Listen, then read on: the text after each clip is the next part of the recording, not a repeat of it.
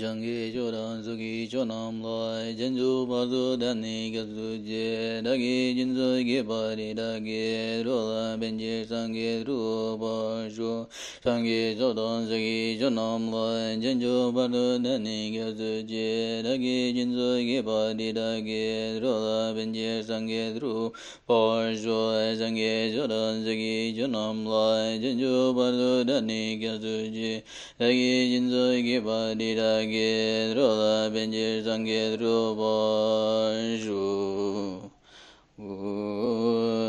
Wapa Jambe Sunu Gyupala Cha Zelo Jini Suda Joju Jite Na Dusum Sepa Mi Senge Kundagi Mal Eda Tam Jela Ludanga Ida Veja Giyo Sampo Jepe Mon Lam Tam Dagi Gyewa Tam Je Igi Ngon Sum Singi Dulnyen Lura Duba Gyewa Kun Lara Tu Jazelo Du Jite Na Dulnye Sangi Non Sangi Segi Una Subat Eda Jegi Noma Leba Dam Jegi Wadagi Gawa Modeda Ngapa Mise Gyazo Na Yangi En La Gyazo Dragung Gyawa Gungi Yonde Raja Jindewa Shepa Tam Jedagi To Me To Damba Drewa Damba Dan Silnye Namdan Jupa Du Jodan Arme Jodan Du Boy Damba Yegewa Deda Lani Joy Bagi Nasa Damba Namdan Jodan Jemabum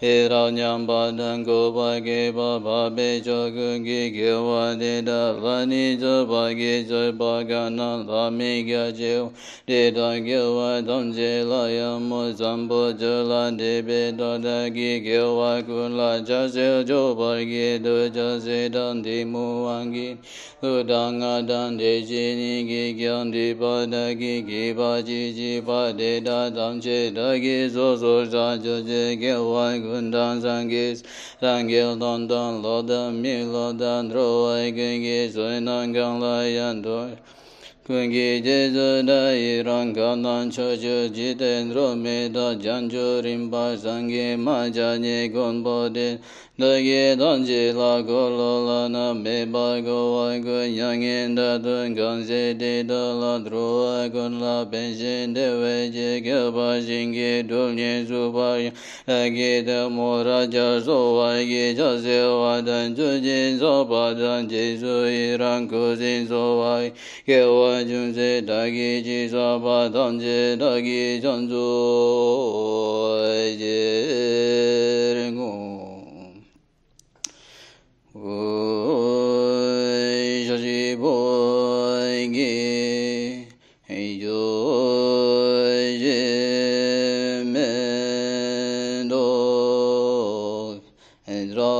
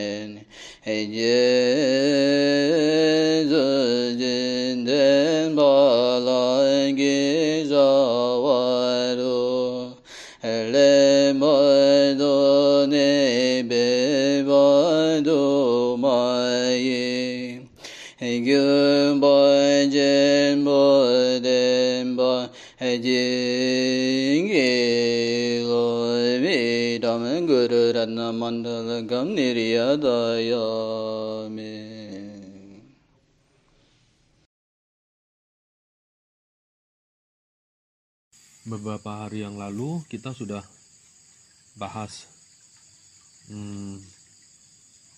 beberapa poin, dan hari ini sama seperti yang kemarin, kita akan mengutip baris-baris pengalaman dari si Jai Rinpoche Lebih berharga dibandingkan permata pengabul harapan adalah tubuh manusia yang penuh berkebebasan ini. Tidak menemukan di kehidupan seperti ini hanya sekali saja, sulit untuk didapat dan mudah binasa. Seperti sekilas kilat di angkasa. Merenungkan hal ini seharusnya menyadari segala usaha yang duniawi bagaikan sekam yang ditampi. Dan berupayalah siang dan malam untuk memperoleh sesuatu yang memiliki nilai sejati. Saya Song Yogi telah menjalankan praktek ini. Oh, engkau pencari pembebasan, seharusnya juga engkau melakukan hal yang sama. Jadi dibilang,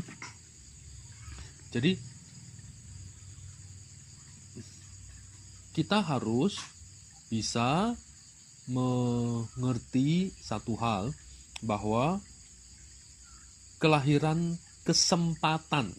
Jadi sebenarnya poinnya itu dibilang kesempatan.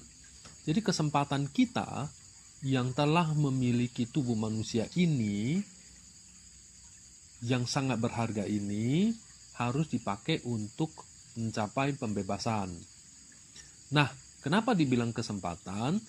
Poinnya adalah, jadi ketika kita belajar teks, kita harus bisa memahami sebenarnya dia maksudnya itu apa gitu. Dan untuk bisa memahaminya,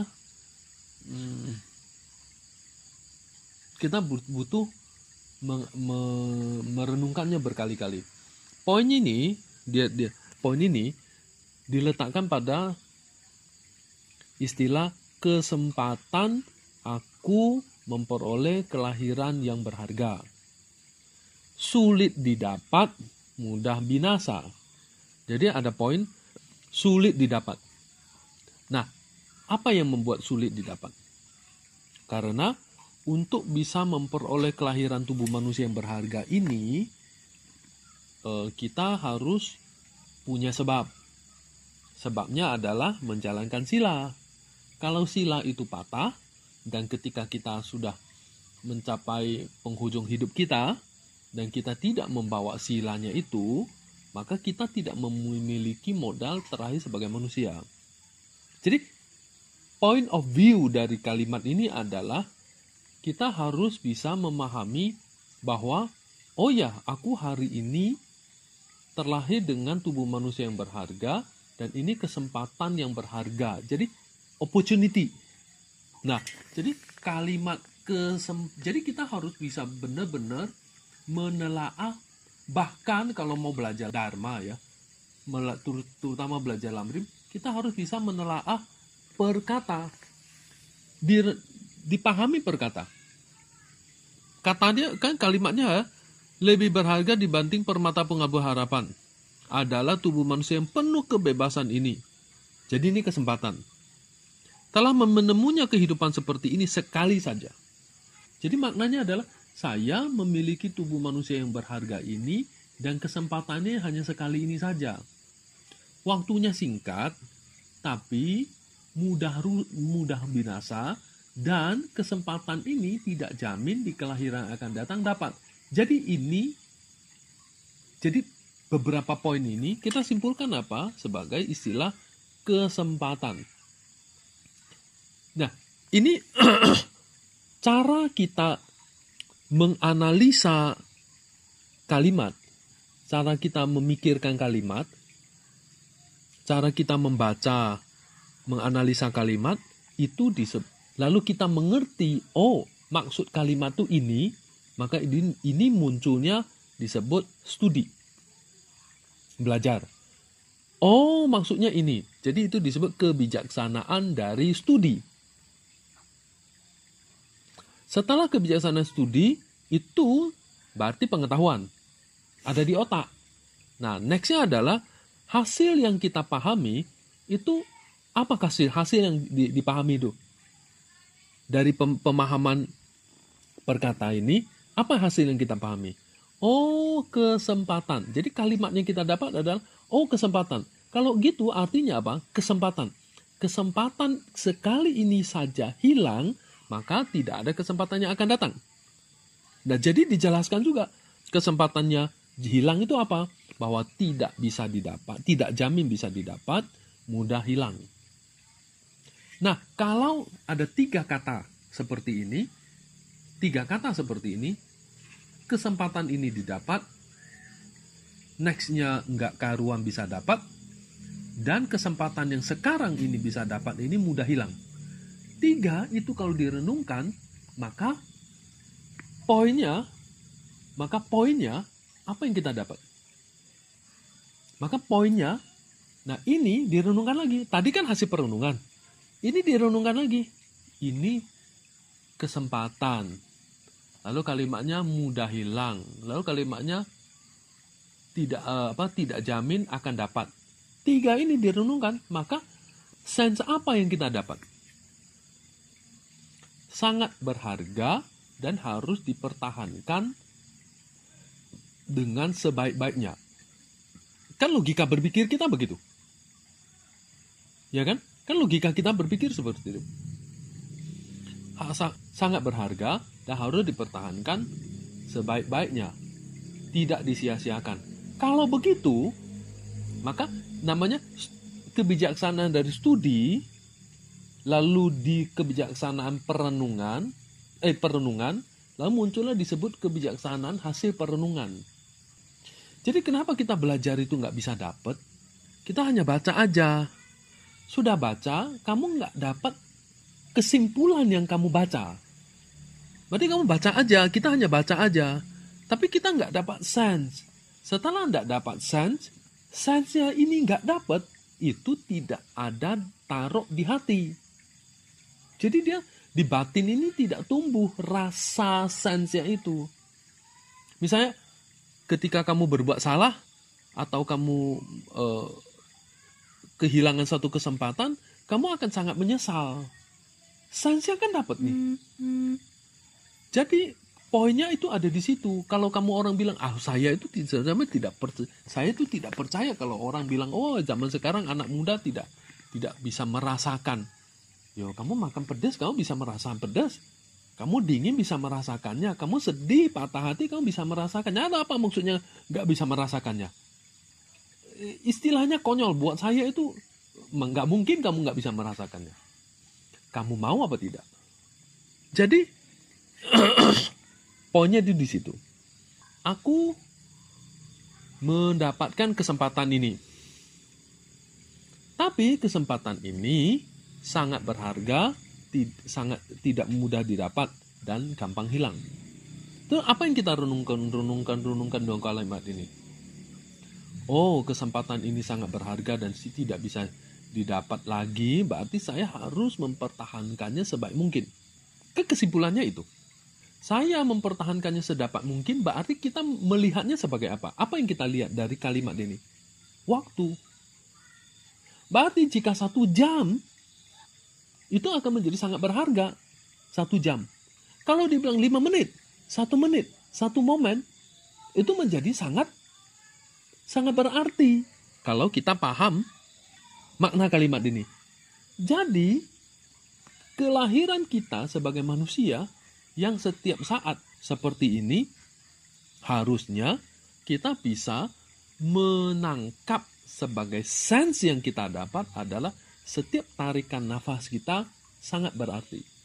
Nggak boleh disia-siakan dan harus berupaya keras untuk menggunakannya. Kalau kamu mensia-siakannya, itu kesempatan hilang. Jadi cara kita memahami tubuh manusia ada di diri kita, tapi memahami makna ini bagaimana caranya? Bagaimana caranya memahami makna ini? Bahwa saya ketika kita lihat tubuh saya, ketika saya duduk di sini mengamati. Jadi nggak usah stres, mengamati, lihat aja. Setelah saya mengamati, lalu merasakan kalau ternyata saya hidup sebagai seorang manusia, lalu merenungkan poinnya kelahiran manusia yang sangat susah didapat dan sekarang saya punya dan kesempatan ini sangat berarti, terus direnung, rasa apa yang kita muncul? Setiap momen sangat berharga. aku nggak menyia-nyiakannya. That's point. Lalu setelah itu, dengan poin seperti ini, kita sudah paham nih dengan poin seperti ini. Lalu kita lihat jam. Waktu cepat berlalu, lalu kita spontan secara alamiah merasakan, wah, saya menyia-nyiakan momen hidupku. Ini ibarat pelita minyak, kayak listrik gitu, dinyalakan, tidak dipakai, dibuang begitu saja.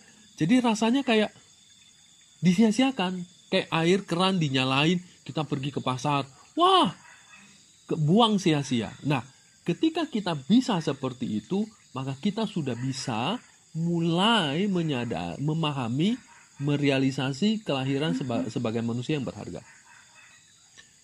Poinnya adalah, kita lihat ke dalam atau kita lihat keluar. Jadi kita lihat ke dalam, ngerti nggak istilah lihat ke dalam? Jadi fokusnya itu ke diri kita. Fokusnya itu ke hidup kita. Fokusnya itu ke kehidupan kita. Sehari-hari kita fokusnya ke sibuk cari kesibukan. Sibuk mencari kesibukan. Nggak bisa diam. Jadi sibuk aja. Kalau nggak duduk diam, nggak ada kerjaan, pasti bingung. Ketika kita bisa membalikkan, duduk merenung, oh ya kelahiran saya berarti, saya berharga, saya menyia-nyiakan, waktu cepat berlalu, kayak air keran dibuang begitu saja, listrik nyala, coba kita misalnya pergi, kita nyalain air, terus tahu-taunya kita pergi ke pasar, lupa terus pulang kan kita merasa, aduh, sesuatu yang sangat penting, berharga itu kebuang sia-sia. Kayak nyalain kompor, kebuang sia-sia. Nah, poinnya itu, kita bisa nggak melihat seperti itu? Senantiasa kita harus bisa melihat seperti itu. Dengan cara apa? Jadi itu adalah basis. Kamu mau belajar praktek Dharma itu huge. Saking huge-nya itu sibuk banget deh. Jadi orang itu, kalau dia ngerti Lamrim, ketika dia duduk di situ, duduk di sini 5 menit, keseluruhan 5 menit itu dari topik A sampai Z selesai. Contoh ya, saya kasih contoh aja. Ketika dia menyadari kelahiran sebagai manusia ini berharga, jadi poinnya itu kan gini. Dia kalau kita mampu bisa merasakan setiap tarikan nafas itu adalah sangat berarti, kayak air keran atau air gas kita nyalain terus kita keluar lupa, kan kita aduh rasanya gimana gitu kan ya. Itu kan kamu bisa merasakannya. Masa kamu bilang aku nggak bisa merasakan? Nggak, bohong. Kamu bisa merasakan, itu basic kok. Kamu bisa merasakan. Ketika kamu bisa merasakan, kamu merasakannya ke dirimu. Kalau aku duduk diam, nggak ngapa-ngapain, atau aku mencari kesibukan urusan yang nggak di luar, akhirnya aku merasa apa? Sama kan, dekat air kebuang begitu aja. Jadi ketika kamu bisa sampai itu, kamu akhirnya melihat lagi ke dalam. Apa artinya? Apa yang kamu lihat? Setiap tarikan nafas itu menjadi momen yang sangat penting. Kamu kalau nggak menggunakannya, itu kamu sia-siain hidup ini. Nangkep ya? Nah, poin itu tidak semudah itu. Baca terus bisa. Ya harus biasakan. Cara biasakannya apa? Ingat poin itu. Ingat poin ini. Lalu kamu kerja. Sehari-hari kayak kita banyak aktivitas. Lalu kita lihat air, kita oh ya kayak gini ya. Kita lihat jam, oh ya kayak gini ya. Jadi ketika kita merenungkan, jadi poin itu dibawa di mana-mana gitu loh. Jadi poin Dharma itu dibawa kemana-mana. Ingat sesuatu, ingat itu. Lama-lama itu akan membuat hati kita terbiasa dengan sikap itu. Lalu hati kita berubah ke sikap itu. Itu namanya mengubah batin. Ya. Lalu itu kan mulai dari merenung. Jadi kita sebenarnya studi, kontemplasi, meditasi itu sebenarnya tanpa disadari terjadi. Misalnya kita nyapu, kita kerja, kita masak, kita mandi, kita pergi kemana. Ketika kita mulai melihat satu momen, berarti pemahamannya sudah ada. Lalu kontemplasi pada poin itu. Dapat, rasanya ngerti. Lalu kamu renungkan lagi. Lalu kamu memeditasikannya. Akhirnya kita bukan meditasi dulu diam, tapi memeditasikannya itu bukan. Jadi melihat pada poin itu, lalu batin kita membuat batin kita terbiasa dengan topik itu, dengan kesimpulan itu, mengubah hati kita menjadi sesuai dengan. Jadi kan spontan akhirnya, ya kayak gitu ya. Jadi saya lama-lama kan sikapnya berubah. Seperti teori kesempatan itu. Paham nggak? Berarti batinmu sudah, dharma itu sudah ngubah. Oke. Setelah kita, basisnya itu, kita itu merenung bahwa, hidup ini setelah saya menyadari penting berarti, mau ku apain? Setelah penting berarti, mau ku apain? Kan kelahirannya kebahagiaan itu bergantung pada karma baik dan penderitaan bergantung pada karma buruk. Berarti kita harus buat karma baik dan buang karma buruk. Dan tidak buat karma buruk. Ya kan? Nangkap nggak? Berarti kalau gitu saya tanya, basisnya ada di mana? Basisnya ada di mana? Kita buat karma baik, tidak buat karma buruk. Contoh segampang itu. Jadi basis itu, poin itu ada di mana? Ada di basisnya. Di mana? Ada di basis setiap tarikan nafas kita yang kita sadar tadi bahwa itu sangat penting, sangat berarti. Jadi kita harus menemukan dulu basisnya itu. Kalau kamu tidak menemukan basisnya itu, semua dharma yang kamu lakukan, ya kayak meja ini. Meja ini kalau buku ini taruh di meja kan harus ada basis kaki, meja, menyangga. Kalau enggak kan dia jatuh, enggak mungkin barang itu melayang-melayang kan. Nah basisnya apa? Meja, kaki ini. Sehingga dia bisa terletak sekian tinggi dari permukaan tanah. Berarti basisnya ini loh, based on. Kalimat bahasa Inggris itu based on. Berdasarkan. Nah, dasar dia, based on, dasar dia itu ada di mana? Yang tadi, ketika kita sudah memahami bahwa setiap tarikan nafas kita itu sangat penting, sangat berarti, nggak bisa sangat sayang di-waste-kan. Sangat sayang untuk disia-siakan. Berarti apa yang kita gunakan di setiap sayang ini? Yang disia-siakan. Bikin karma baik, buang karma buruk. Nangkep? Bikin karma baik, buang karma buruk. Kan poinnya cuma itu aja. Jadi ketika kita menyadari bikin karma baik, buang karma buruk, jadi setiap momen, misalnya kita jalan, makan, dari kamar ke dapur atau depan, itu kan ada aktivitas, yaitu jalan, melangkah. Ketika kamu jalan, melangkah, nyuci, berak, kencing, itu kita tanpa aware pada setiap tarikan nafas, berarti itu menyia-nyiakan nggak? Kalau kita tidak aware bahwa setiap tarikan nafas saya sangat penting, sangat berarti, itu kita sia-siakan nggak? What mean aware? Aware means ketika kita duduk seperti ini, kita perhatikan kita nafas, dan kita menyadari saya tubuh manusia yang berharga. Kamu sudah aware dirimu terlahir sebagai manusia, toh? Iya kan?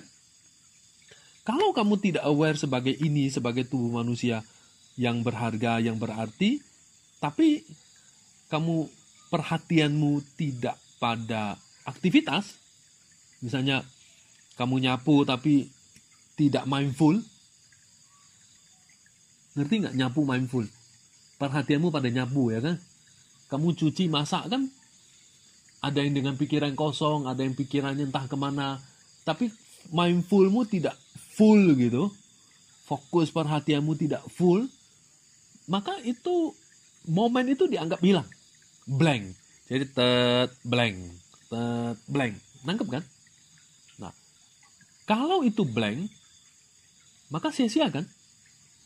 Nah, kalau kita mau ngomong yang detail ya.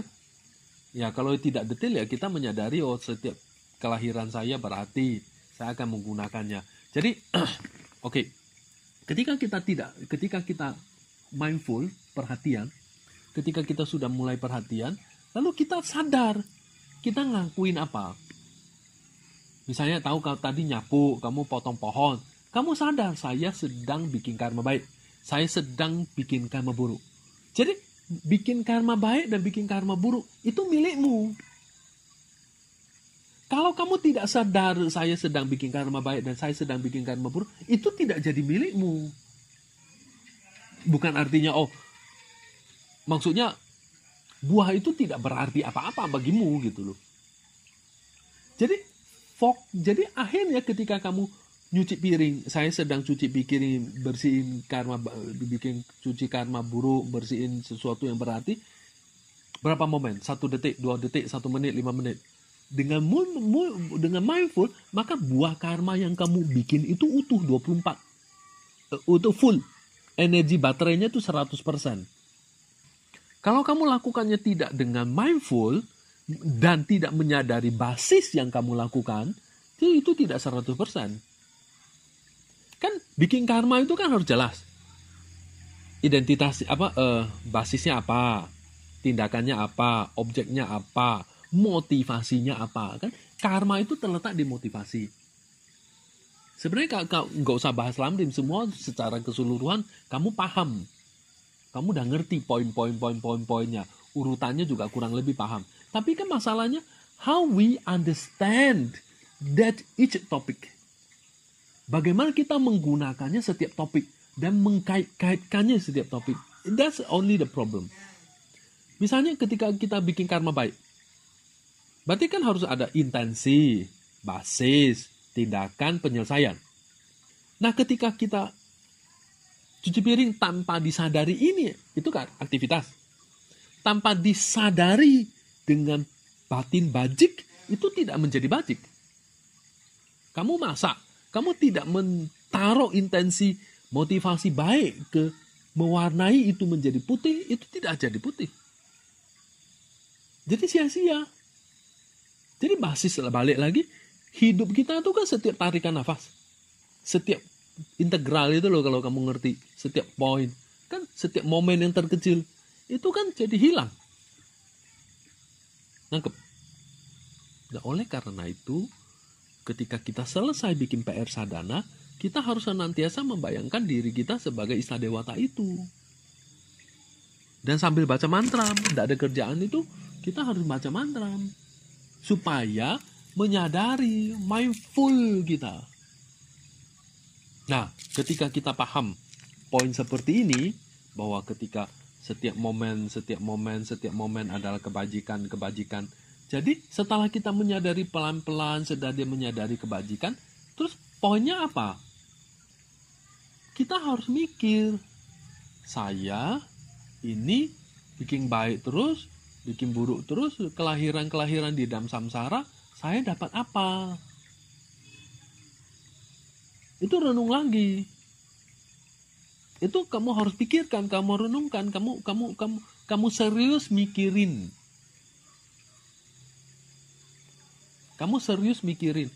Kelahiran ini samsara, kelahiran itu samsara, aku hidup ini samsara. Ini kamu harus serius mikirin. Serius mikirin. Kalau aku bikin karma baik, aku besok karma baik terus, panen, aku panen karma baik, lalu aku jatuh, karma buruk. Begitu aja terus. Itu kita dipikirin. Nah, ini disebut merenungkan esensi, makna-makna, oh ya saya buat apa gitu. Jadi lama-lama kan kita sadar, oh ya, apa yang kita inginkan, apa yang saya cari, apa yang saya kejar. Sebenarnya aku membutuhkan apa sih? Akhirnya kan tujuan hidup jelas.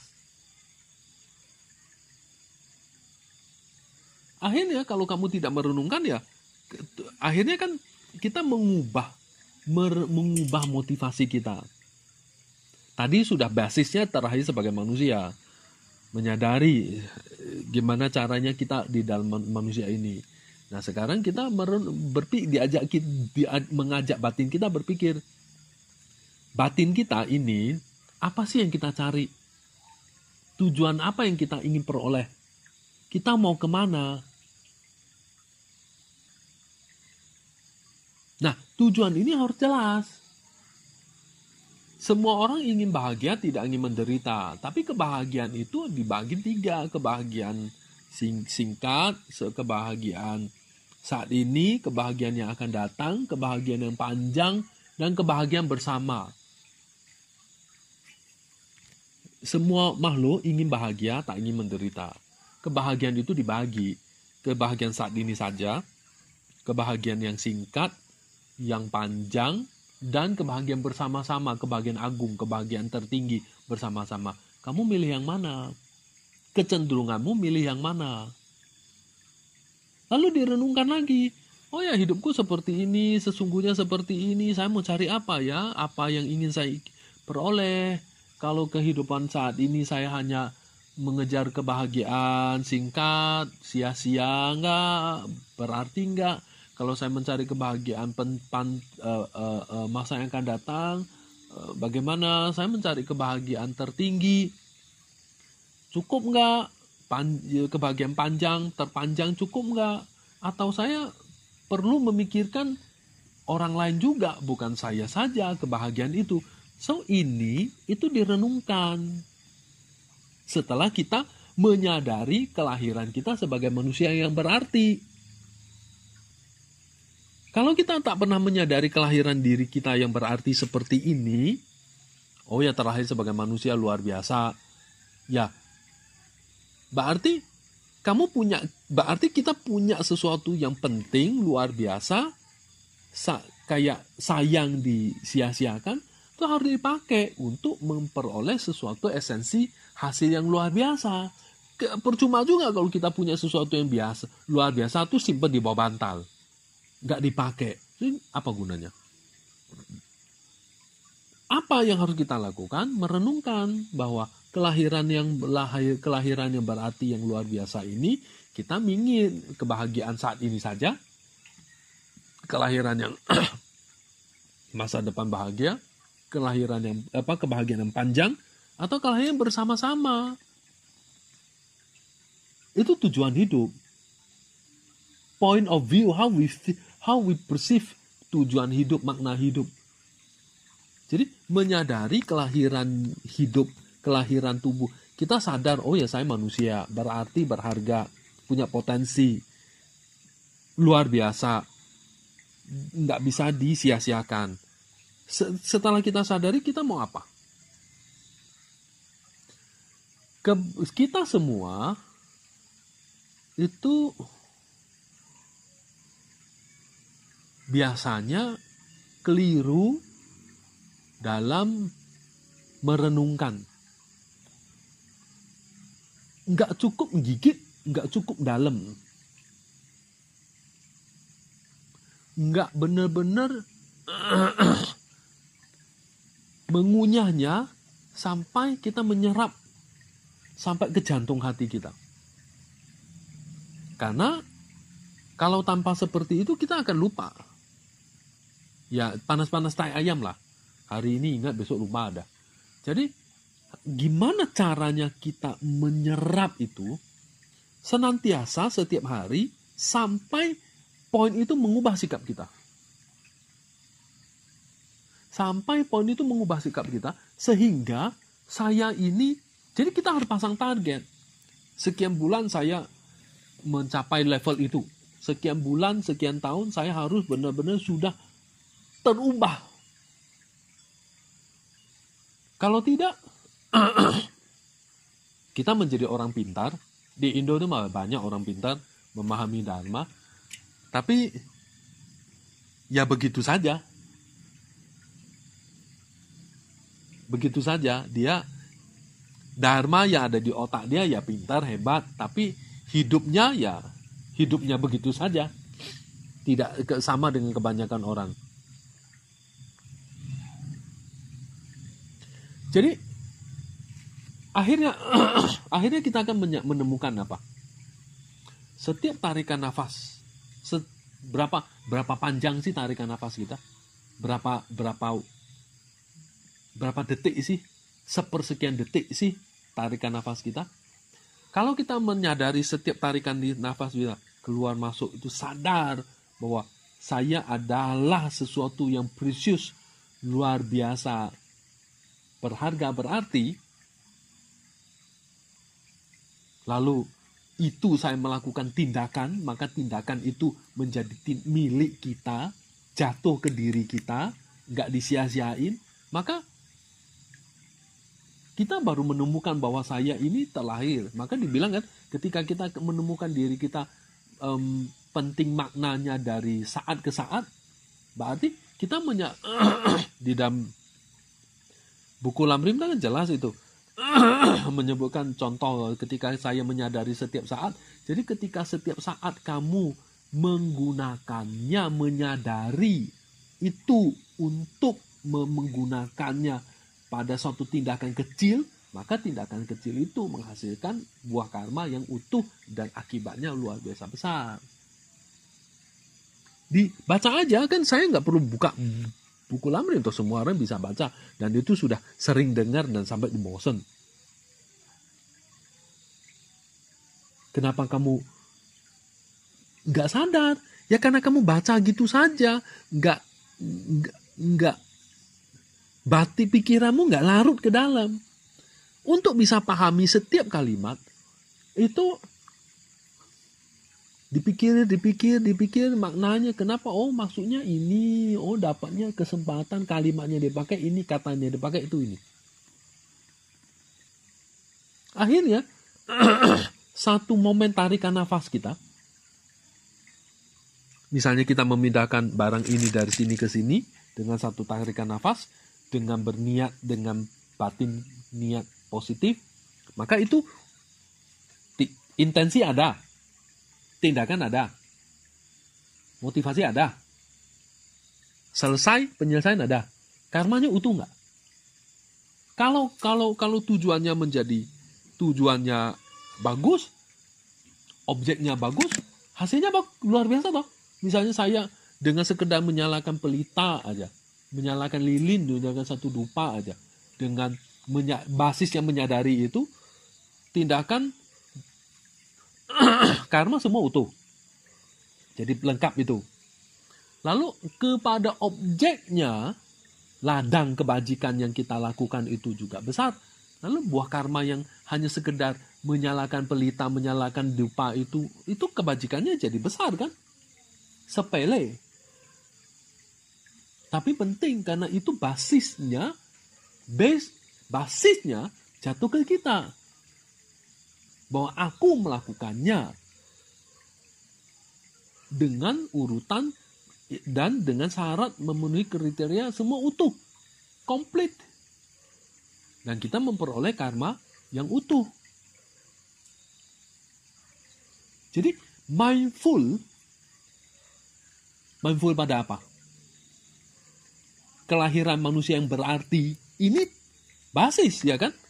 Tapi kita tuh nggak ada artinya jika kita nggak paham yang dikatakan berarti, berharga, luar biasa, precious itu apa aja sih?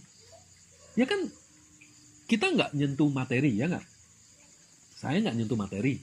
Tapi tanpa materi, bahan, informasi, itu tidak membuat kita paham bahwa precious-nya apa sih? Apa yang disebut precious, ya kan? Oh, 8 kebebasan, 10 keberuntungan. Lalu apa lagi? Saat ke saat, momen, segala macam itu. Itu susah didapat.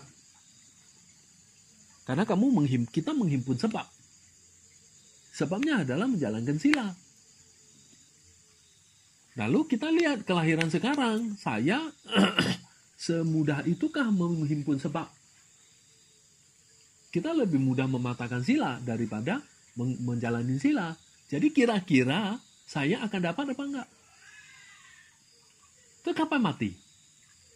Ini belum lagi cerita faktor pendukung hidup lebih sedikit daripada faktor pendukung mati.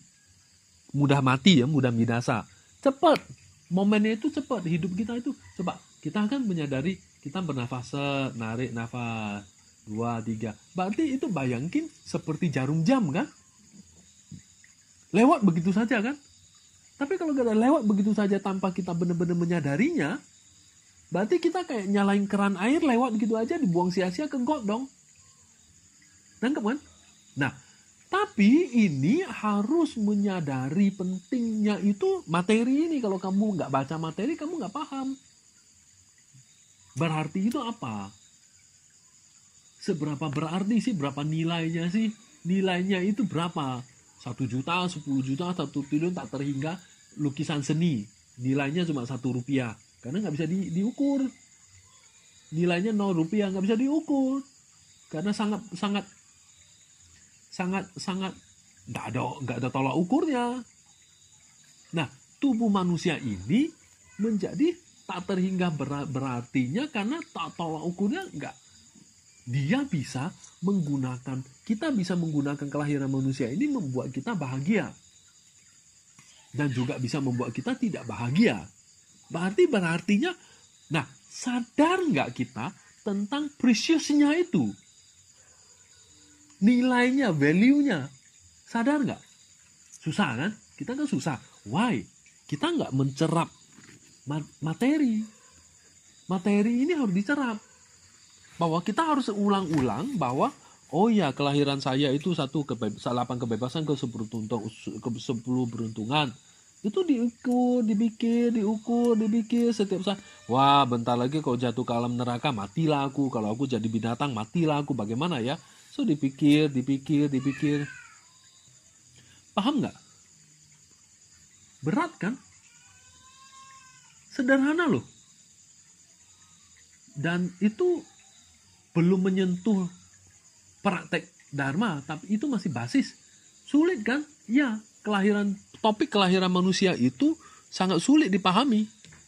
Mudah ngerti, tapi ngeh di badan itu. Kenapa kok kamu mempraktekkan lamrim ini susah seperti itu? Jadi kayak sesuatu itu kok nggak ngeh gitu loh. Nangkep. Jadi kalau kita mau melatih lamrim, mengembangkan batin, ini basis duluan. Dia belum membahas tentang bagaimana mengembangkan batin. Dia masih bisa bahas basis. Basisnya misalnya kamu tanya gini. Contohnya aja. Saya mau pergi ke Jakarta. Caranya apa? Ya naik pesawat lah ke Jakarta. Berarti basismu apa? Pesawat. Saya mau ke pasar naik motor belanja. Basismu apa? Motor. Saya mau pergi. Ini kan nggak lucu kalau bilang saya mau ke Jakarta tuh kamu duduk diam di sini, kamu bayangin kamu ke Jakarta kan nggak lucu. Jadi basismu apa? Basismu untuk mencapai kelahiran, kebahagiaan, kesuksesan itu basismu di mana? Saya mau bahagia, saya mau sukses, saya mau jadi orang, saya mau kaya, saya mau ini mau itu. Itu kan nggak bisa jatuh, duduk diam, berdoa tuh jatuh dari langit. You have to do. Melakukannya. Basismu apa? Your jasmani. You have to do. Basismu dirimu. Saya mau nyebrang ke sungai, ke seberang. Basis penyeberangmu apa? Perahu. Jadi tubuh jasmani ini adalah perahu untuk mengantarkan kau menuju kebahagiaan. Udah selesai topiknya hari ini. Habis itu sederhana kan? Nah, lalu di rumah kau baca, renung-renung, kau kerja sehari-hari, itu yang dipikir. Sekian bulan, sekian tahun kemudian, sudah nampak ada hasil, baru mulai topik kedua. Zaman dulu orang belajar itu seperti itu. Nggak kayak zaman sekarang, duduk dengerin satu topik dengan proyektor gini-gini, ya itu omong kosong gitu. Hanya teori yang dia dapat.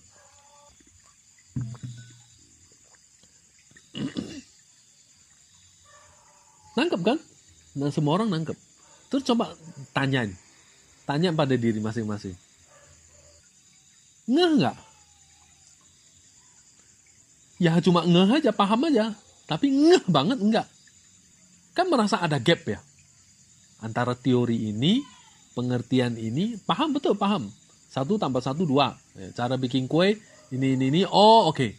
Tapi kan ketika itu dan diri kita, kan merasa ada gap ya. You nggak dapat sense-nya. Nangkep nggak sini? Nangkep nggak? Bisa merasakan perbedaannya? Oke. Menangkap sense ya? Oke. Ketika kamu merasakan adanya perbedaan antara, ya saya paham, tapi kok ada gap dengan diriku, sehingga saya belum benar-benar merasakannya, ya kan ya? Oke. Dan kita butuh poin yang paling penting adalah bertumbuh pada guru spiritual. Ketika guru spiritual, kamu bisa melihat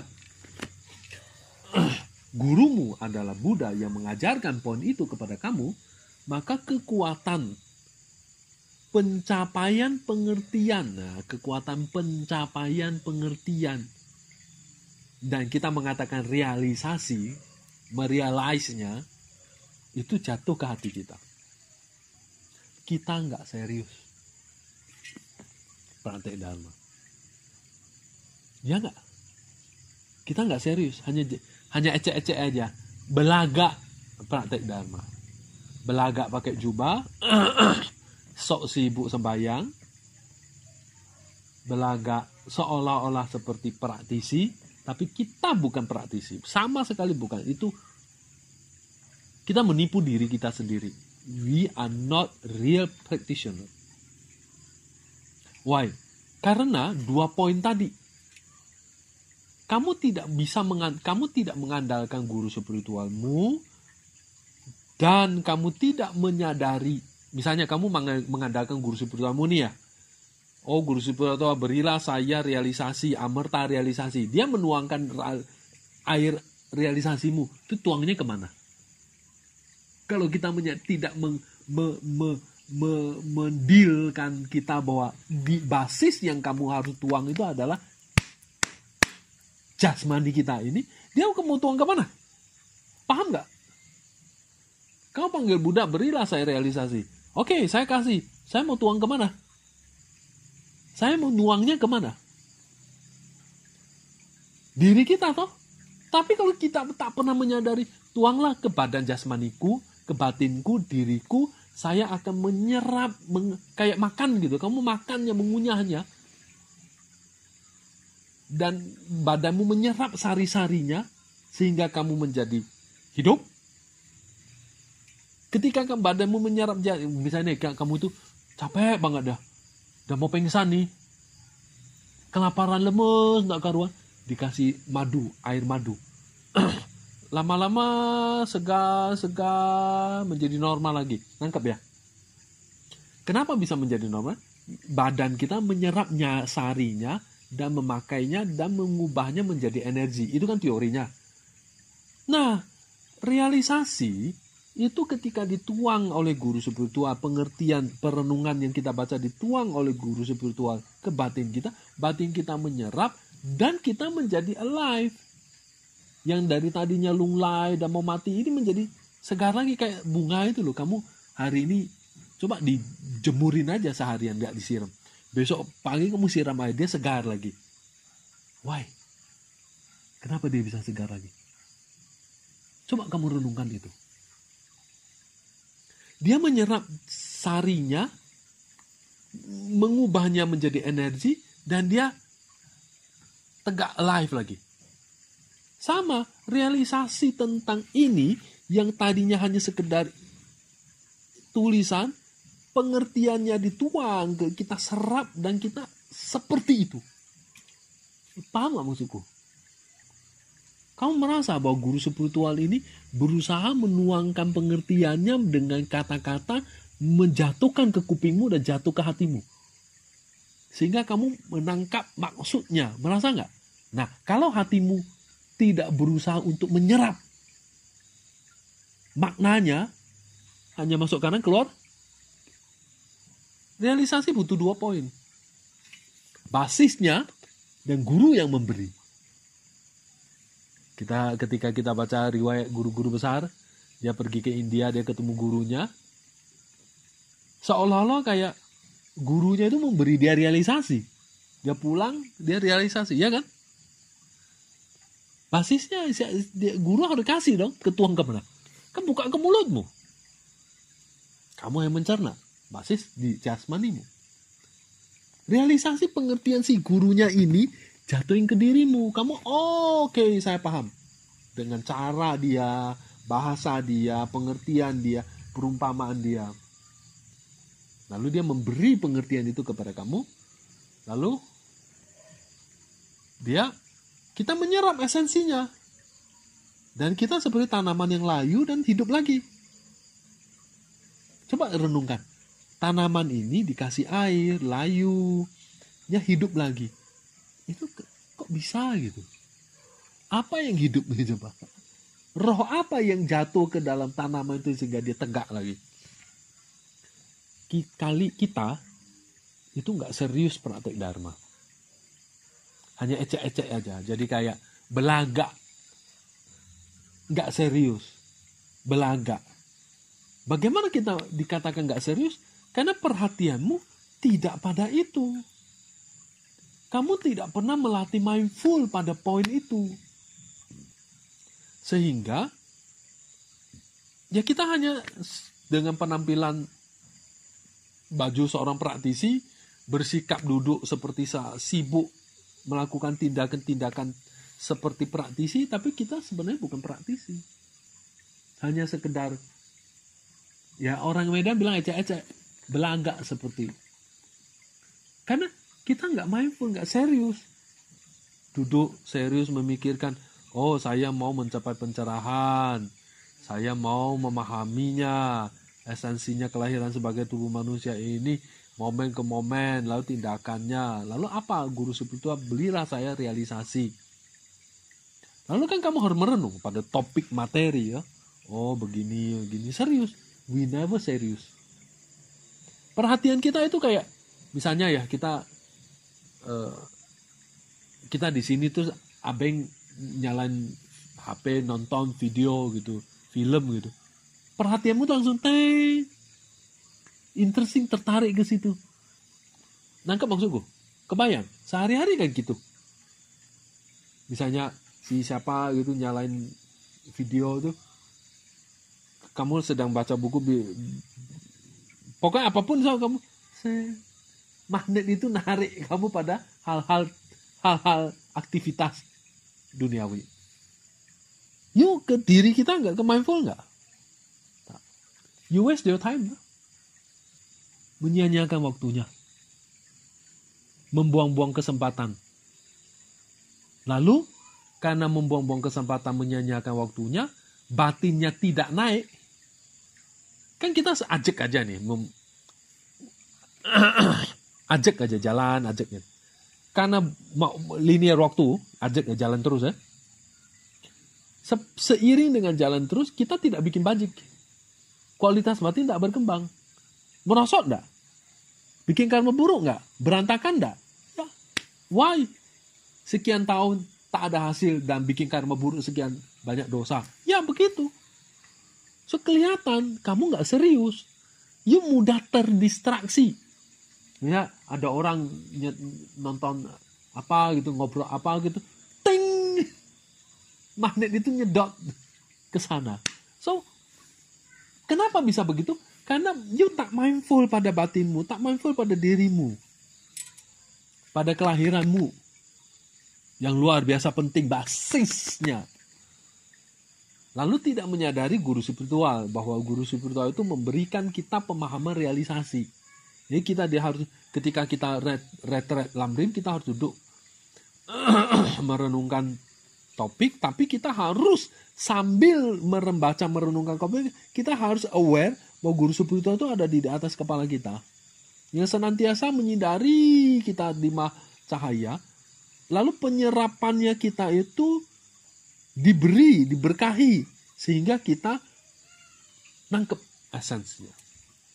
Kalau kamu tidak menjaga dirimu, tidak mendisiplinkan dirimu, tidak menahan diri, sama aja dengan orang-orang COVID ini, orang-orang Jakarta teriak-teriak, orang-orang yang non-Buddhis teriak-teriak.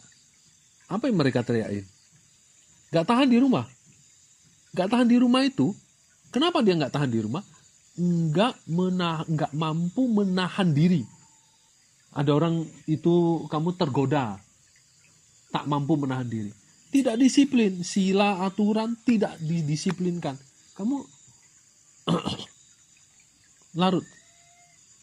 Tidak mampu menahan diri. Jadi kemampuan menahan diri itu kan di Facebook tuh ada tuh. Seorang biksu sedang meditasi, ada perempuan cantik di belakang dia lah. Itu menahan diri. Dan disiplin sila. Duduk diam. Supaya itu bisa terjadi, maka kamu mindful pada perhatianmu. Kalau kamu bilang aku nggak bisa duduk perhatian, duduk konsentrasi, nggak mungkin. Bisa dilatih. Masalahnya adalah kita ini mau melatih batin kita apa enggak? Masalahnya adalah kita mau menjinakkan batin kita enggak? Kan liar. Ada perhatian, noleh. Jadi duduk diam gitu, kayak anak kecil lah bener. Ada nak ninu, terus ting, perhatian, noleh ke sana. So distraksi. Kamu mau, itu kan batin liar kan? Kamu mau menjinakkan apa tidak? Itulah. Mau jinakkan apa tidak? Mau.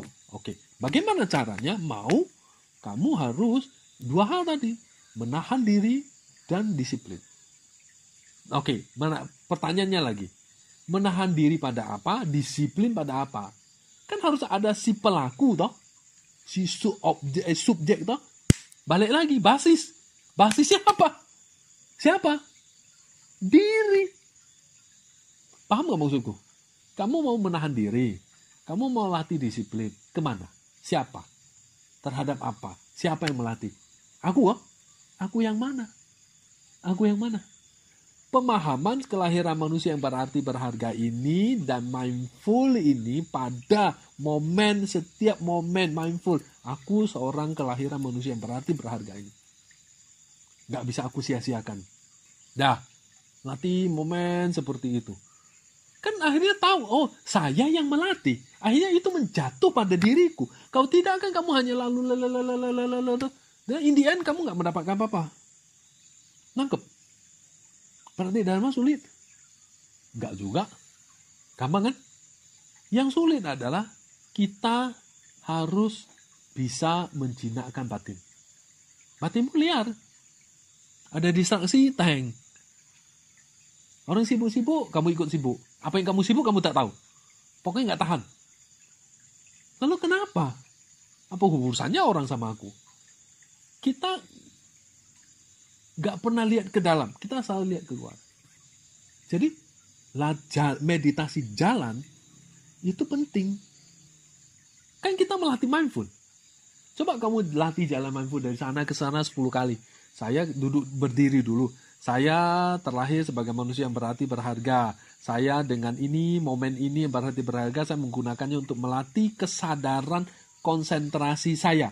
Sekian jauh. Oke, 5 menit. You get the full result 100% utuh? Yes. You menyadarinya? Dapat karma baik. Tapi why you tidak melakukannya? Kenapa Indian latih 10 tahun tidak menghasilkan hasil? Why? Basisnya kita nggak lupa. Who latih? Aku. Batinku latih. Nah jelas siapa yang latih? Kan harus jelas. Objek identifikasi objek. Harus jelas. Kucing kuning saya mau tembak. Dia kan jelas itu. Saya latih. Oke, saya latih untuk apa? Nah, saya harus punya gambaran besar latihannya. Oh, kacau balau hidup saya dengan gambarannya. Saya mau latih dari langkah pertama, kedua, ketiga. Oke, kenapa saya harus latih yang besar? Saya mau bahagia. Berarti big picture-nya ada dong. Ketika big picture-nya ada, lalu latihan 1, 2, 3, 4, mulai dari 1, 2, 3, 4, kan ada toh. Yuk konsisten, dia berhasil. Setahun 2 tahun, saya jamin menghasilkan sesuatu yang berarti. Lu mendisiplinkan diri dan menahan diri apa tidak?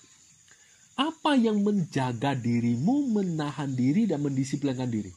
Aku mau latih kan menahan diri. Kan diri harus tahan dong. Berarti harus sesuatu yang jaga dirimu agar nggak liar toh. Apa? Silamu. Kalau kamu break the sila, ya break lah. Tak ada yang membuat kamu kayak tembok ini kamu sudah hancurin, ya udah. Tempat ini terbuka liar, bebas kamu. Kerangkengmu kamu jebolin. Ya udahlah. Kamu bisa diserang apapun. Kamu bisa beran kemana-mana. Kayak gelas itu kalau udah pecah kan air kemana-mana. Dia sudah nggak punya sila lagi. Nggak bisa kamu latih lagi. Paham nggak? Ini penting ya, rekaman ini hari itu kasih ke banyak orang dengar. Orang nggak tahu cara melatih batin. Melatih sebenarnya nggak susah kok. Mindful aja kan. Itu pentingnya mindful. Orang berhidup kesadaran. Hidup kesadaran pada apa? Untuk apa? Nggak jelas. Hanya hidup sadar. Apa yang disadari? Pertanyaan saya, apa yang disadari? Sadar pada nafas. Untuk apa? Nggak ada big picture. Gambaran besar. Tujuan besar. Nah, ketika kamu di rumah, kayak sekarang COVID ini, kan orang di rumah, ya apapun bisa kamu lakukan dengan pemahaman seperti ini. Dari nyuci baju, kosek kamar mandi, ya, lalu ngepel rumah, nyapu, masak, hal-hal sederhana, berak even, kencing even, tidur even. Oke, dengar teaching apalagi. Udah di rumah ya udah di halaman jalannya keliling 10 kali keliling. Dengan full mindful juga atau dengan tupas atau bikin offering. Yang gak usah bilang yang berat-berat, retret lah. Hal-hal sederhana. Mindful, you get result, good. Luar biasa kalau kita bisa melakukannya. Ini yang dilakukan oleh Rinpoche. Coba amati Rinpoche. Nangkep sekarang. Perfect Human Rebirth, kelahiran semanusia yang berarti, yang berharga ini, tanpa disadari, momen basisnya itu ada setiap tarikan nafas. Oke, tapi kan semua harus paham value-nya. Baca aja di Lamrim itu. Nah, setelah itu, kita menyadari bahwa saya latih untuk apa. Baru kita dapat big picture-nya. Nah, setelah itu tindakan mindful, toh. Saya menyadari melakukannya. Ya, gini loh. Batin kan batin. Tindakan kan tindakan. Dua hal yang nggak sama. Contoh kalau kamu nggak paham, kita sambil nyuci piring, masak, tapi pikirannya kita entah kemana-mana. Kan dua hal yang jelas toh, membuat itu jelas. Paham nggak? Kita duduk di sini, lalu pikirannya kita di mana-mana, ya kan? Mindful itu menyatukan pikiranmu sama jasmanimu jadi satu, nggak kemana-mana. Nah fisikmu, kamu nyuci lah, mandi lah, kosek kamar mandi lah, ngepel lah, cuci piring lah, masak lah, everything. Itu kalau kamu sadari dengan, itu kan karma, tindakan, action, tindakan, karma. Kalau kamu menyadari dengan karma, dengan intensitas, motivasi bajik, itu jadi karma baik dong. Contoh, cuci piring, saya membersihkan noda batin, ngepel, saya purifikasi, membersihkan, itu loh bersih-bersih, 6 praktek pendahuluan, atau nyalain dupa, offer dupa, mau lilin, obol, offering, itu kan tindakan fisik. Akibatnya apa? Buah karma kan. Tapi batin kita itu kan batin yang harus karma itu harus jatuhnya di batin kita. Kalau batinnya kita entah di mana, kita bikin tindakan, ya itu dua hal yang nggak nyatu. Kamu buah karma jalan sendiri, tindakanmu jalan sendiri. Nangkep nggak? Benar kan? Buah karma, kamu dapat buah karma sendiri, tindakanmu tindakan sendiri, fisikmu sih fisik. Coba benar nggak? Coba kalau kamu sambil masak tuh pikiranmu melayang kemana-mana. Kan jelas banget tuh. Ketika kamu menyadari saya terlahir sebagai manusia, oleh karena itu saya akan menggunakan momen kelahiran saya manusia untuk melakukan tindakan karma baik ini. Oke, lalu kamu menyadari mindful, lalu sambil jalan, mindful nyuci saya. Jadi tindakanmu based on dirimu dan praktek dharmamu disadari dengan motivasi. Oke, tujuannya motivasinya apa? Big picture-nya apa? Kelahiran yang akan datang bahagia, masa yang akan datang panjang bahagia, atau kebahagiaan bersama-sama. Tanpa itu, semua sia-sia. Buah karma kita itu kan ada yang putih, hitam, abu-abu. Dan ini jatuhnya abu-abu nggak jelas. Kenapa kita nggak serius buat itu? Kenapa kita nggak serius? Karena kita tidak serius. Kenapa kita tidak serius? Kita itu, batin kita liar. Mudah terdistraksi. You nggak jinakkannya. Gimana menjinakkannya? Perhatiannya pada kok gini. Konsen pada diriku. Tujuan pada dirimu. Diriku, diri kita. Purpose of life saya apa? Tujuannya apa? Itu harus kuat. Harus kokoh. Saya mau melatih dharma, melatih batin. Tujuannya apa? Memotivasimu, motivasinya harus kokoh. Kenapa supaya tidak terdistraksi? Gimana caranya supaya tidak terdistraksi? Karena gimana caranya batin liar ini mau dijinakkan? Kamu nggak punya tekad. Kamu nggak punya kehendak kokoh, kehendak kuat, nggak tekad. Kenapa kamu nggak punya tekad? Kamu tidak paham tujuan besarmu apa. Kenapa kamu tidak paham tujuan besarmu apa? Kau tak menyadari bahwa kita sama-sama sedang menderita. Jadi sikap kita bahwa saya seorang pasien ini tak pernah ada. Di George, diriku dan semua makhluk sedang berada dalam penderitaan samsara. Itu kan jelas itu kalimatnya.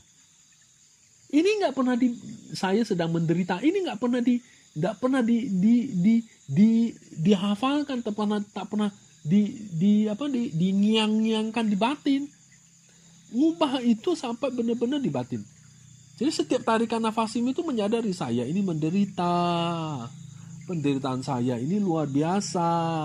Kalau saya membiarkan diriku seperti ini terus, saya akan menderita makin parah. Saya akan jatuh di dalam samsara. Gimana caranya saya akan bebas dari penderitaan samsara? Saya harus menjinakkan batin kita, saya harus melatih disiplin, saya harus mengendalikan diri kita, saya praktek dharma. Paham ya? Nah, dengan motivasi seperti itu, saya melatih jalan, bowl offering, cuci piring, masak, kosek kamar mandi semua. Akhirnya motivasinya dengan motivasi yang tadi semula beda nggak? Beda. Mana yang lebih besar? Yang sekarang lebih besar. Jadi buahnya lebih besar. Gampang kan? Tanpa ini kamu menyadarinya, kamu nggak mungkin bisa menumbuhkan bodhicitta. Kenapa kita nggak mungkin menumbuhkan bodhicitta? Lawang dirimu aja kamu nggak tahu separah apa untuk menumbuhkan bodhicitta apaan? Real bodhicitta itu bukan omong kosong. Dirimu kamu nggak tahu separah apa. Kamu mau numbuhin bodhicitta apa? Apa yang harus kita tumbuhkan? Saya menderita di samsara. Lawang kamu merasa dirimu baik-baik kok menderita samsara. Kenapa merasa dirimu baik-baik? Saya itu tidak melihat saya sakit. Saya melihat orang lain sakit. Saya tidak menyadari saya menderita. Saya baik-baik saja. Saya perhatiannya pada hal-hal yang lain. Paham nggak? Oke, saya kasih contoh. Ada rumah kebakaran. Lalu seorang bapak, anaknya sedang asik. Limpa anak ini sedang asik. Lalu nggak nyadar itu kebakaran. Bentar lagi bencana besar menimpa. Lalu bapaknya bilang, di luar ada sesuatu yang menarik loh. Sana pergi. Oh iya, masa? Sana. Ada ini. Nah, itu di perumpamannya ada di Saddharma Pundarika Sutra. Sama, kita, bapak ini adalah Buddha. Si anak-anak ini siswanya. Kita nggak pernah menyadari kita ini menderita. Dan kalau tidak cepat-cepat, wah kacau. Dunia akan rambruk. Seperti itu. Nah, COVID ini kan kita masih bisa menyadari. Oh, sekarang dengan sangat mudah, saya akan mati. Terancam ini. Lu ke pasar tidak bawa masker, matilah kau. Lu gak tahan di rumah, lu keluyuran di luar, matilah kau. Terancam kan? Lalu kalau kamu gak mempersiapkan dirimu supaya kamu selamat kan, mati kan? Bodoh kan? Nah, sama.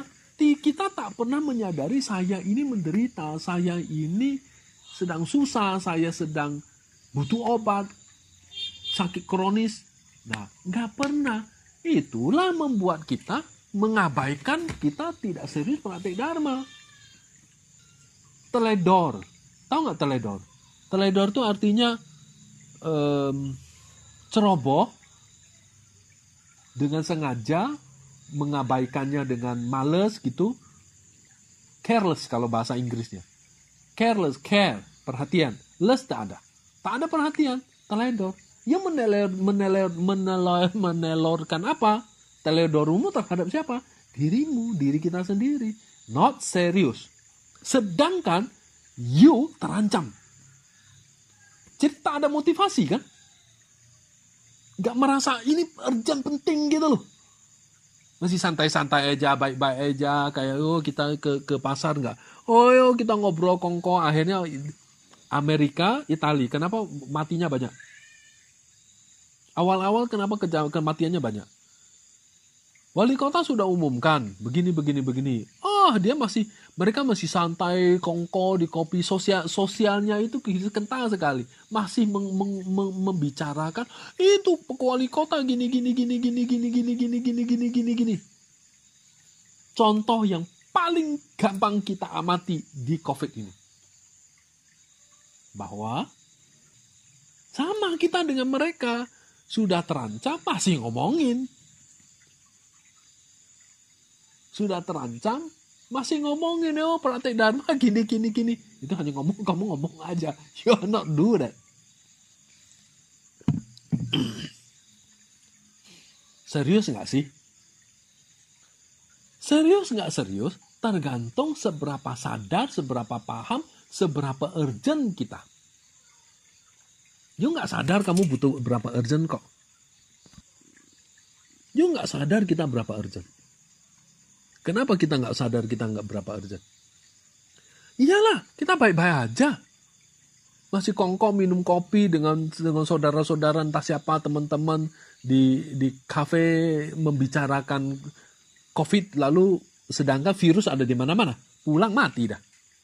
Kita tak menyadari virus itu ada di sekeliling kita dan kita sedang terancam, ya toh?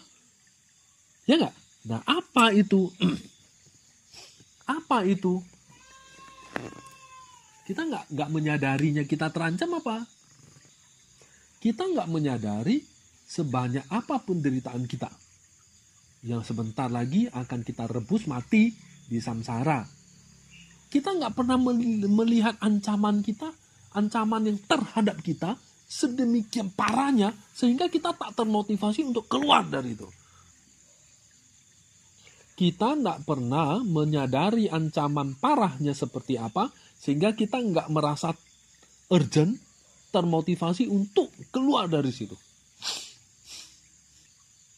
Nah, itulah yang mendorong dirimu praktek Dharma. Lu mau praktek Tantra, Bhairava, Yamantaka, segala macam, Tara, segala macam. Tujuannya apa? Kenapa itu praktek Tantra? Tantra itu tujuannya mau cepet. Apa yang mendorongmu cepet? Kamu tak menemukan sesuatu yang alasan mendorong cepat itu loh. Itu kamu praktek Tantra untuk apa? Dirimu itu praktek Dharma untuk apa? Untuk apa tujuannya? Kamu nggak tahu kok. Fine-fine aja. Baik-baik aja. Ya itu balik lagi ya. Bahwa ini motivasi kita nggak beres. Apa motivasi kita tak beres? Saya sebagai pasien, saya Bu Guru sebagai dokter, Dharma sebagai obat, ini tidak beres. Tidak pernah serius kita merenungkannya. Contoh aja, terancam mati dengan COVID ini. Jadi apa yang mendorong kita ingin keluar dari samsara? Itu sama dengan apa yang membuat kita termotivasi untuk praktek Dharma.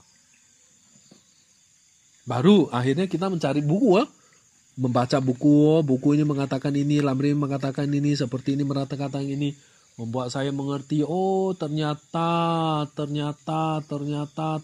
seperti ini. Oh, pelan-pelan saya baru sadar, oh my God, sekeliling saya itu adalah virus semua. Wah, matilah aku. Baru kamu bergegas. Baru kamu menemukan alasan untuk praktek. Kalau tidak kan kita tahu praktek untuk apa. Baru kita menemukan alasan untuk melatih sila, mengendalikan diri, menahan diri, mendisiplinkan diri. Jadi tadi itu apa? Saya menggunakan kelahiran manusia yang berharga ini untuk dimanfaatkan. Lalu momen yang paling kecil yang basisnya itu apa? Mindful pada setiap tarikan nafas. Itu kan dipakai itu. Kalau aku tak menemukan alasan utama untuk memakainya kan ya, aku mah santai-santai aja kan. Kenapa aku harus menggunakannya? Aku baik-baik aja kok. Makan ada, uang ada, kerja ada, sukses ada. I'm fine with this life. What's wrong with me? Nothing. Kenapa aku harus sibuk dengan semua kecapean seperti ini? Kalau kita tak paham bahwa, oh my God, saya terancam ini. Apa yang mengancam? Ancamannya apa? Mulai dari jika saya mati, ya kali kita harus berterima kasih pada COVID ini. COVID ini gini, kita keluar dari rumah ini, pergi ke pasar, merasa nggak kita itu terancam? Nggak tahu ada di mana itu virus, ya toh? Terus merasa nggak selamat? Takut mati nggak? Nah iya, udah mulai dari sederhana, takut mati. Takut mati kan? Tak ada orang mau mati kok. Semua orang mau nyaman di dunia ini, nggak mau mati. Setelah mati apa yang terjadi? Jatuh di alam samsara, 3 alam rendah. Lalu menderita. Yaudah, pertanyaannya. Sampai di sini pertanyaan udah masuk. Kita punya pandangan terhadap kebahagiaan. Ini level apa? Kita terima kasih pada COVID. Itu membuat kita menyadari tentang kematian.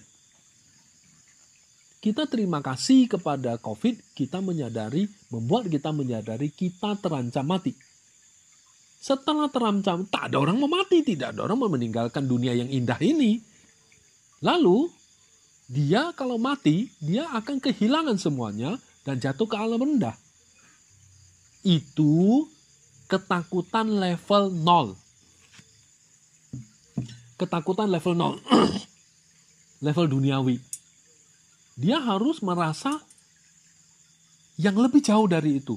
Jika saya jatuh ke alam rendah, besok kehidupan saya seperti apa? Dan sekarang saya sangat terancam karena keluar saja virus ada di sekeliling saya.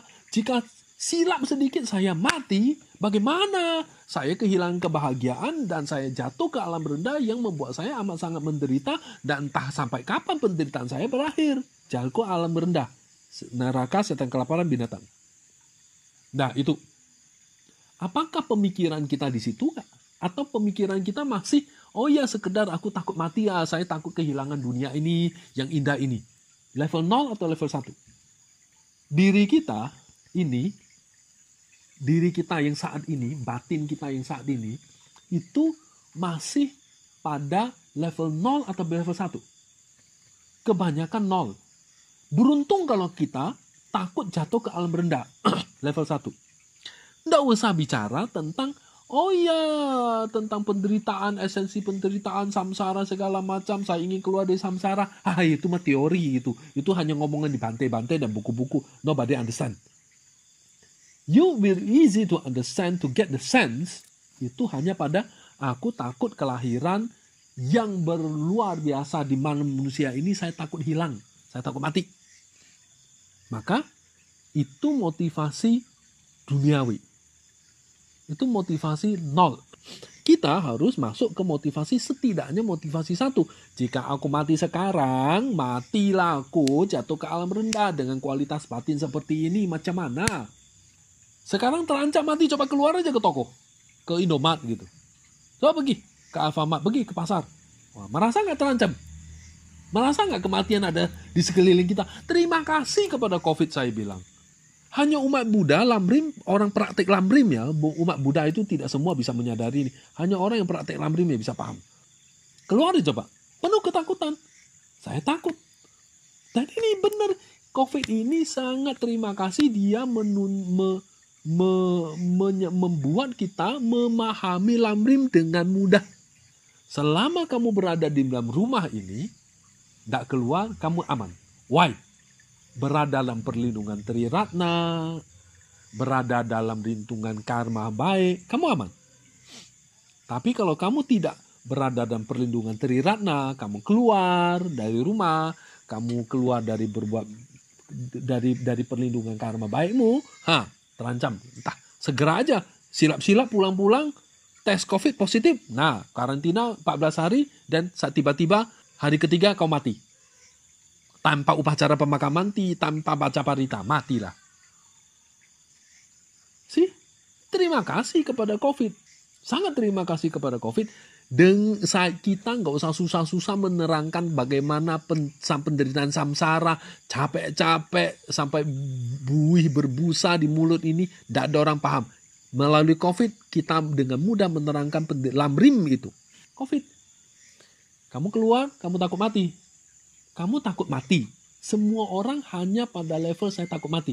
Coba pikir, setelah saya mati, saya jatuh ke alam rendah, apa yang akan terjadi pada diriku? Inilah yang mendorong saya menggunakan jasmani ini untuk melatih batin. Supaya saya benar-benar selamat, aman, saya harus latih sekarang karena saya nggak tahu kapan itu mati.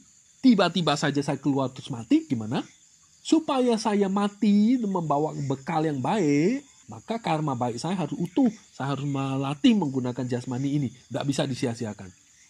Atau misalnya 3 hari, 4 hari kemudian mati. Ya, sekarang kan saya masih ada 2 hari, 3 hari. Saya beruntung bisa memanfaatkannya. Seperti itu kita berpikir. Oh, bulan depan saya mati. Ya sekarang kan mumpung masih saya melatih memanfaatkannya. Sehingga saya tidak mati dengan konyol. Ya, mati dengan konyol ya itu mati, kamu kena COVID ya mati dengan konyol itu dah. Pergi belanja, sudah jaga jarak, lalu tiba-tiba sebelah bersin, virus terbang, matilah kita. Gampang kan? Jadi dengan COVID kita mudah memahami penderitaan samsara. Pertanyaannya yang sangat urgent. Ketika kamu mau mempraktekkan Dharma, kamu harus punya level keinginan untuk praktek Dharma 0 atau 1. Kalau kamu masih 0, maka kau bukan Buddhis.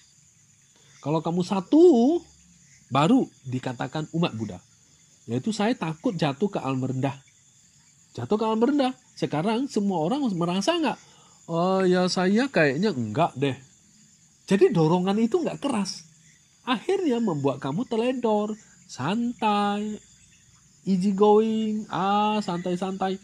Nah, ketika kita memahami kemuliaan Precious Human Rebirth yang luar biasa ini, itu kan ada satu poin di mana saya tidak menjamin setelah ini dapat dan mudah hilang. Waktunya terbatas. Kalau ada jam pasir tuh enak. Nanti kan dilihat tuh, lama-lama hilang, habis. Waktumu habis begitu saja. Jadi, selain COVID juga membuat kita merenung tentang kematian. Jadi, kalau kita gagal merenungkan kematian, praktek Dharma kita tidak akan menjadi berarti. Lamrim kan mengatakan, tanpa merenungkan tentang kematian, maka kita gagal praktek Dharma. Kenapa kita gagal praktek Dharma? Terbukti. Kamu santai-santai aja. Kita santai-santai aja. Kita teledor. Tidak ada yang memotivasi kita praktek Dharma. Tidak ada yang membuat kita mendorong kita menjadi praktek Dharma. Tidak mendorong kita menjadi urgent. Tidak mendorong kita merasa menggunakan kelahiran ini. Oh saya santai-santai aja. Dan kita membuat kita menjadi seorang penipu. Seorang-orang praktisi tapi bukan. bahwa hidup ini masih panjang. Jadi COVID ini sangat berarti untuk membuat kita menyadari, kita ini terancam mati. Jika aku mati sekarang, mati besok, kan konyol. Lalu setelah mati jatuh ke alam rendah. Semua kebahagiaan kita habis. Oke, kita gagal memahami penderitaan, ketika kita gagal memahami kematian, maka kita akan mengabaikan banyak hal. Lalu kita tertarik pada hal-hal yang gak berguna, gak bermanfaat. Lalu waktunya begitu saja habis. Ketika kematian itu tiba, bertanyalah pada diri kita, dalam hidup kita dapat apa? Big picture kita apa? Apa yang kita capai dalam big picture yang tadi itu? Gak ada. Akhirnya kita mati dengan penyesalan. Nah, terasa sesuatu seperti yang di depan tadi. Kita kayak ketika kita merasa, seperti rasa itu kayak jauh di hati kita, ya kan? Nah, itu kita butuh bertumpu pada guru spiritual. Bahwa kita harus bisa melihat guru spiritual adalah guru Buddha itu sendiri mengajarkan Dharma pada kita, dan Dharma itu adalah realisasi guru dan ngalir ke batin. Dan kita akan dapatkan poin itu. How you look your guru. You look your guru as a human being, you dapat itu. Kalau you look your guru as a dewa, you dapat itu. Kalau you look your guru seperti anjing, ya seperti itu. Balik lagi, seberapa tertarik kita, seberapa urgent kita, seberapa penting kita, seberapa tertarik kita pada hal spiritual seperti ini. Ini bukan sesuatu yang disebut spiritual, itu ada sesuatu fakta, kenyataan bahwa kondisi kita sesungguhnya seperti itu. Sekarang kan kita COVID membuat Dharma menjadi sangat nyata di kehidupan sehari-hari. Maka saya bilang terima kasih kepada COVID. Membuat Dharma menjadi kenyataan. Apa contohnya? Kita keluar, kematian itu di depan batang hidung. Buka pintu aja ada kematian di depanmu. Dan jika kita gagal memahaminya, dan kita membuang-buang waktu, dan kita membuat kita menyadarkan kita bahwa ini sesuatu yang real. Ya, membuat Dharma, membuat praktek, mengembangkan batin, itu sesuatu yang real.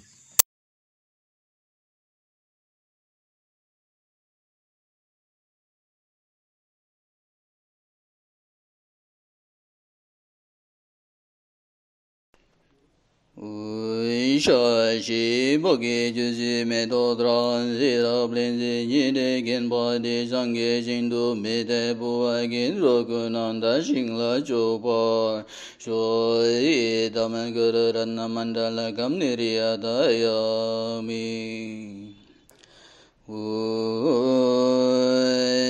Nerindu Bele Zojini Kardayam Baganshin Shabade Lome Mare Gidon Droana Nandren Gewe Wamboda Gyuch Derma Zombe Jerai Gunduyan Zambe Ange Zewe Jesu Neten Berimba Kunsalangi Chonye Nedrube Gelna Yeje Zorangi Jis Tobe Langi Nezura Jeve Drabe Dage Gerowe Yege Munba Zeljene Gewe Denba Yunrin Zingyo Jedenba Rinje Joyge Magya Bangya Gyanyamba Gyube Jodini Ninde Jenpo Era Gyoba Yebene Dende Jewa Jeba Joze Jegewe Mejunrin Lele Janjo Lam Girim Bekyam